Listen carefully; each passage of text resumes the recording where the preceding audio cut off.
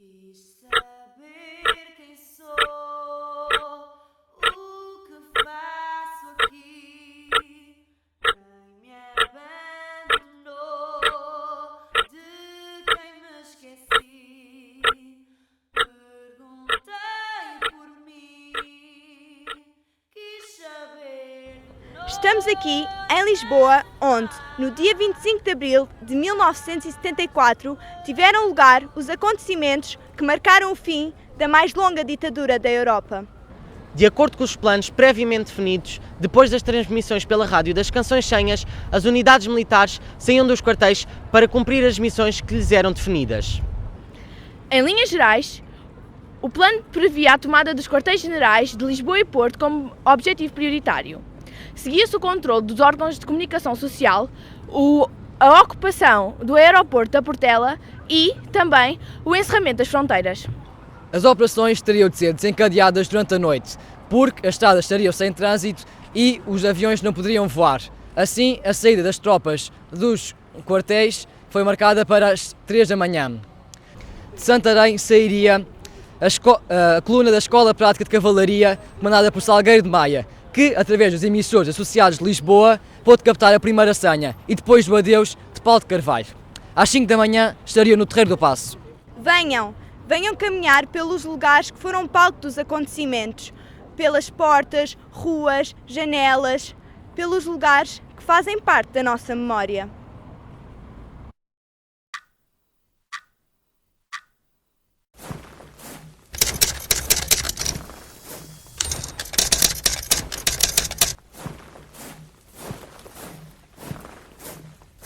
Foi aqui, na Rádio Renascença, Rua Capelo, em pleno Chiado, que o programa Limite transmite a canção Grande La Vila Morena, à 00h20, sinal confirmativo de que as operações planeadas pelo MFA estão em marcha. Essa era a senha. Na cabine da estação estavam presentes Paulo Coelho, Manuel Tomás e ainda José Videira.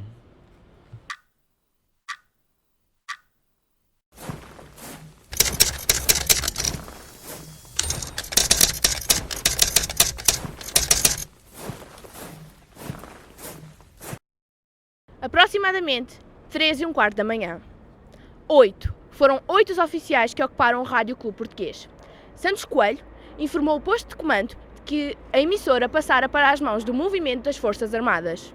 A estação fica a ser defendida pela 2ª Companhia Operacional do Batalhão de Caçadores número 5 e também pelo 10º Grupo de Comandos. O Rádio Clube passou a integrar o posto de comando. Foi daqui transmitido às 4h30 da manhã o primeiro comunicado do MFA, lido por Joaquim Furtado, seguido da transmissão do hino nacional e das marchas militares de John Philip de Sousa. Os 8 oficiais nunca arredaram pé. Ficaram conhecidos como os Homens Sem Sono.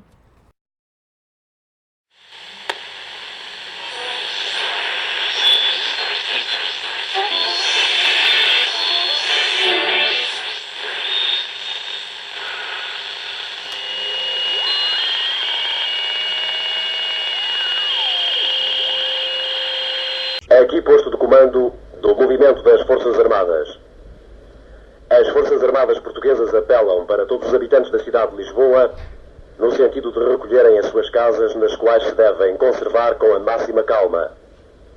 Esperamos sinceramente que a gravidade da hora que vivemos não seja tristemente assinalada por qualquer acidente pessoal, para o que apelamos para o bom senso dos comandos das forças militarizadas, no sentido de serem evitados quaisquer confrontos com as Forças Armadas. Foram vários os comunicados transmitidos por esta estação ao longo do dia 25 de abril. Por volta das 8 da manhã, o Rádio Clube fica sem energia. Entra, então, em funcionamento o gerador de emergência. Com isto, a emissão foi garantida. A ligação telefónica foi também cortada e a ligação ao posto de comando é assegurada por uma cabine telefónica na Rua Sampaio Pina. Um dos oficiais trazia até um saquinho com moedas para usar nos telefones públicos. A energia às antenas de Porto Alto foi também cortada, tendo entrado também em funcionamento o gerador de emergência. A situação só se normalizará após as 19 horas.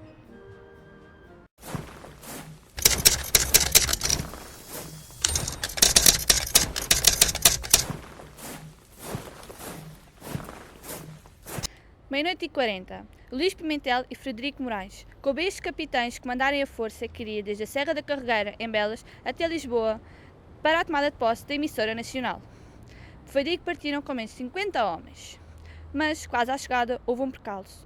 A força depara-se com 2 agentes da polícia a montar guarda devido a uma manifestação de estudantes. A situação é ultrapassada quando os oficiais afirmam ter uma ordem forjada do quartel-general para entrar na emissora. O efeito de surpresa funcionou e não foram disparados tiros. A ocupação foi comunicada por telefone porque o rádio militar que trouxeram da carregueira não funcionou. A mensagem fez-se em código. Eram 3:15 e pela frente muito tempo de permanência na emissora. A população vizinha ajudou, trazendo bolos para os militares. A emissora nacional suspende a emissão às 7h52 e às 8h30 é lido pela primeira vez um comunicado do movimento das Forças Armadas.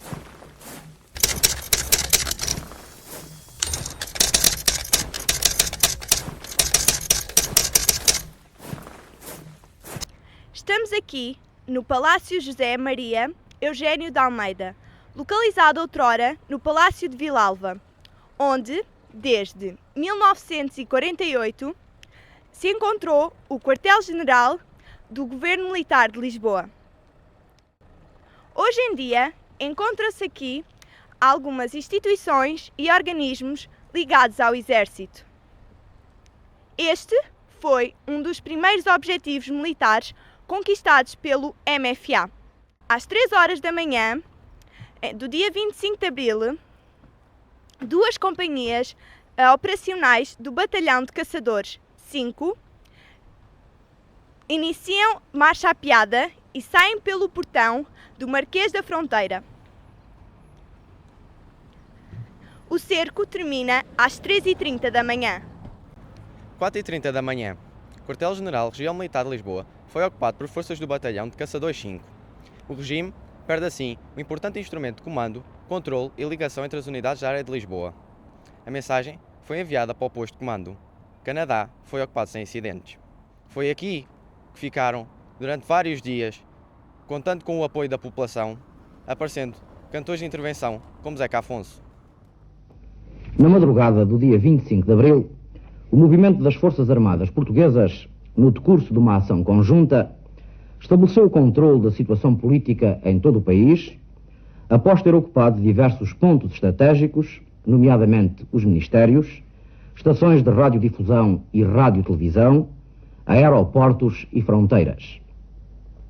O movimento, que está cumprindo com êxito a mais importante das missões cívicas dos últimos anos da nossa história, proclama à nação o seu propósito de a libertar de um regime que a oprime há longos anos e de levar a cabo, até à sua completa realização, um programa de salvação do país e de restituição das liberdades cívicas de que vem sendo privado.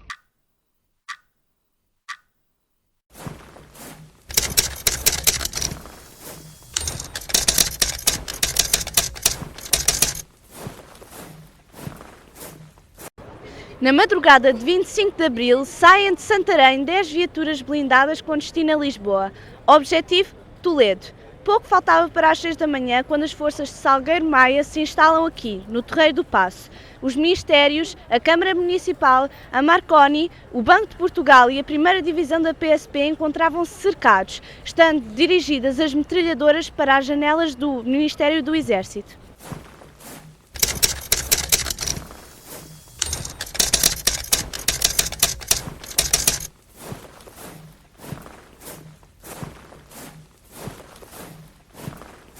Às 9 horas, mesmo aqui em frente, a fragata Almirante Gago Coutinho toma posição no Tejo, intimidando diretamente as forças de Salgueiro Maia. O vaso de guerra recebeu a ordem do vice-chefe do Estado-Maior da Armada, Almirante Jaime Lopes, para se preparar para abrir fogo. A ordem de disparar nunca chegou.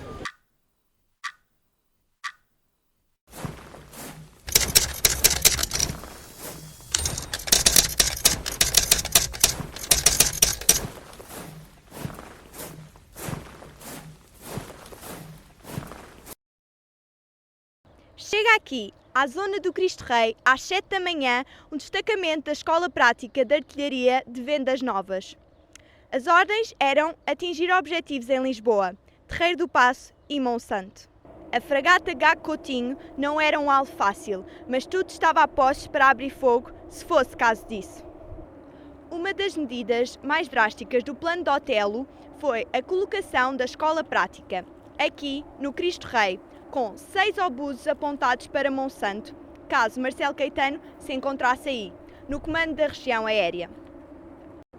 Uma das missões deste destacamento foi a libertação de 11 oficiais detidos na Trafaria desde o dia 16 de março. Dezena e meia de homens foram deslocados para o forte apoiados por uma boca de fogo. Tudo ocorreu sem resistência.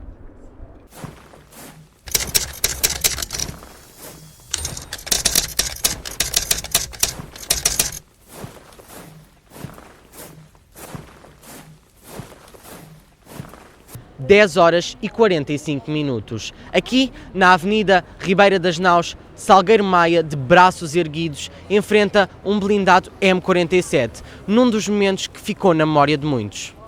Tem uma granada de mão no bolso. As ordens de disparo de Brigadeiro Junqueiro Reis são consecutivamente desobedecidas. Pelas 11h30, as unidades estacionadas aqui no Terreiro do Paço dividem-se, avançando a escola prática da Cavalaria para o quartel do Carmo, sendo, durante todo o percurso, entusiasticamente aclamadas pela população. Por volta do meio-dia, a fragata retira para o Mar da Palha. Ouçam. Estão a ouvir? São os populares, aclamam os soldados. E os cravos vermelhos começam a ser enfiados nos canos da G3.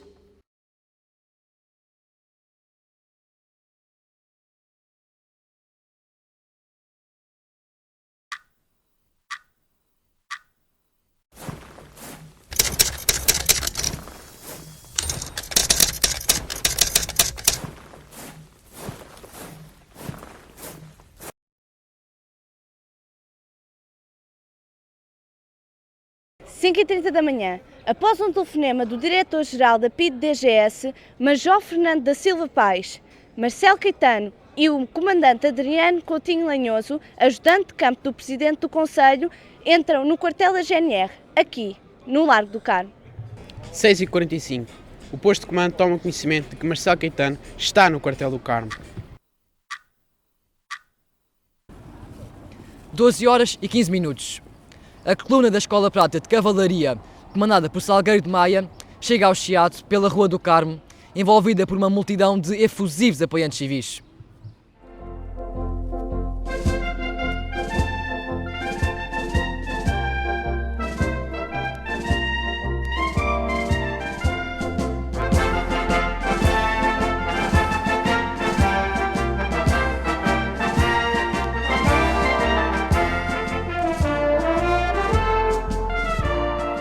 Doze horas e 30 minutos. As forças de Salgueiro Maia cercam o Largo do Carmo e recebem ordens do posto de comando para atacar o quartel da GNR, e se necessário para obter a rendição de Marcelo Caetano. Alferes Marcelino, comandante do 1º pelotão de atiradores, coloca os militares em linha de fogo. Maia manteve a pressão, fazendo ultimatos por megafone e ordenando o disparo de rajadas sobre as janelas mais altas do quartel e a frontaria.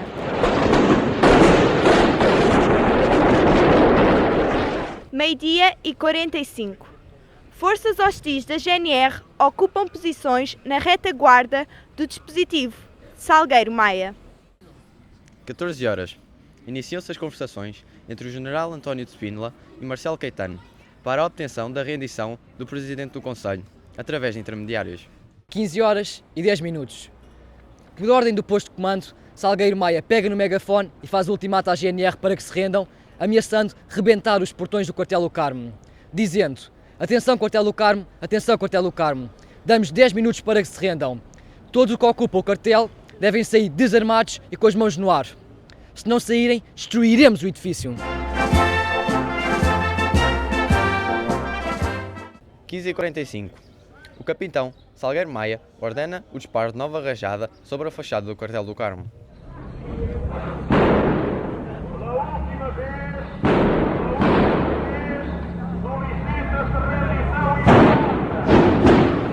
O comandante da força da Escola Prática de Cavalaria, na ausência de resposta por parte dos sitiados no quartel do Carmo, ordena a colocação de um blindado em posição de tiro e dá voz.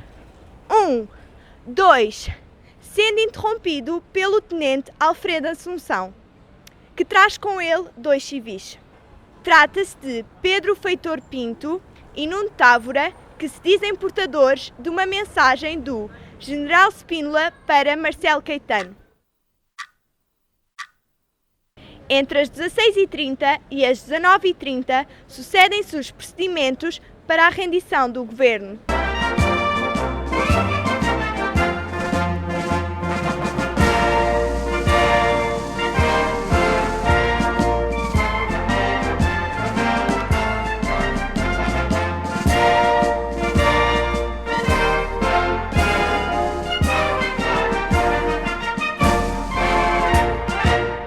Às 16h40, Marcelo Caetano telefona ao general António de Spínola, onde reconhece estar derrotado e cercado por blindados e por uma multidão ululante, e pede ao general para vir assumir o poder, pois não desejaria render-se a um capitão e queria fazê-lo perante alguém que pudesse garantir a ordem pública.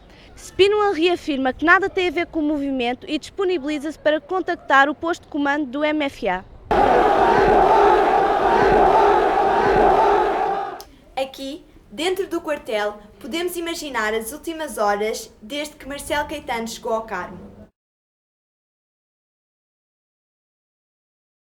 No dia 25 de abril de 1974, aqui, nesta sala, ocorreu transferência do chefe de governo, Marcelo Caetano, para o general Spínola. Marcelo só sairia às 19 horas, tendo passado a maior parte do tempo em 2 salas. Esta primeira com uma mesa comprida de madeira e a segunda que podemos observar mais atrás, o gabinete do comandante-geral da GNR. Podemos imaginar como Marcelo Caetano, a sua comitiva, os ministros que o acompanhavam, os militares do quartel e as suas famílias viveram estas horas. O som que chegava da rua, a espera, os disparos em direção ao quartel, a urgência de tomar uma decisão. Atenção!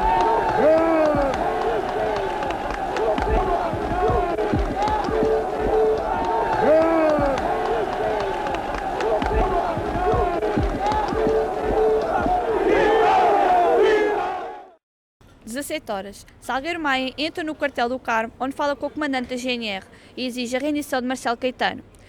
O Major Otelo Saraiva de Carvalho, do posto de comando do ZMFA, mandata António de Spínola para receber a rendição de Marcelo Caetano às 17 horas. Enquanto o carro se dirige para a porta do quartel do Carmo e não conseguimos efetivamente sequer ver o interior inteiramente submerso. 8 horas. O general António Spínola e o capitão Salgueiro Maia entram no quartel do Carmo para receber a rendição e informar Marcelo Caetano de quais são os procedimentos para a sua retirada do local.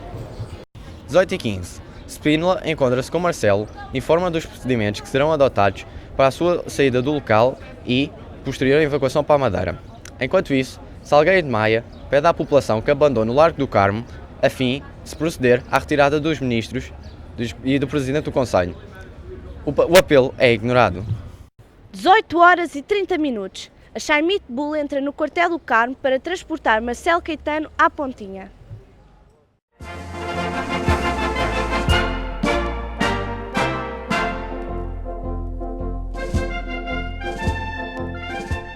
Vitória, vitória, vitória! A população manifestava-se nas ruas de Lisboa durante o percurso até ao posto de comando. São 19h30.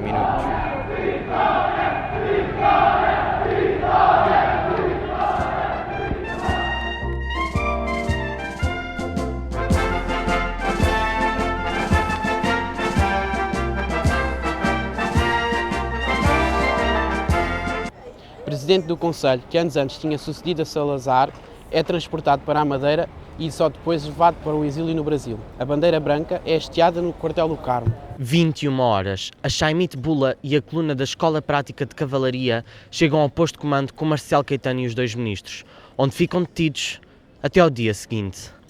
À chegada à Pontinha, o general Spínola terá dito: senhores oficiais, começo por informá-los que acabo de assumir o poder no quartel do Carmo.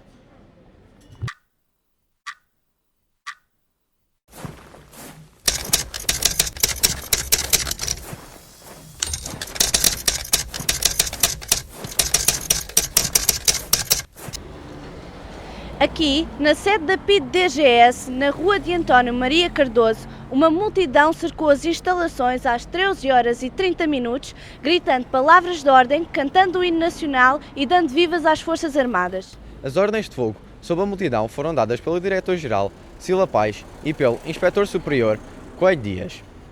O Comando-Geral de Segurança Interna informa o Presidente que já não tem meios para reprimir o movimento militar.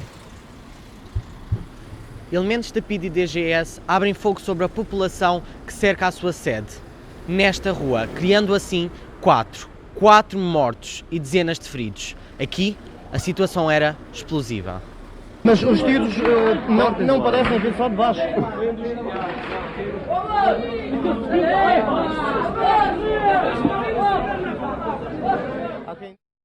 Só no dia 26 de abril se dá finalmente a rendição, após uma conversa telefónica entre os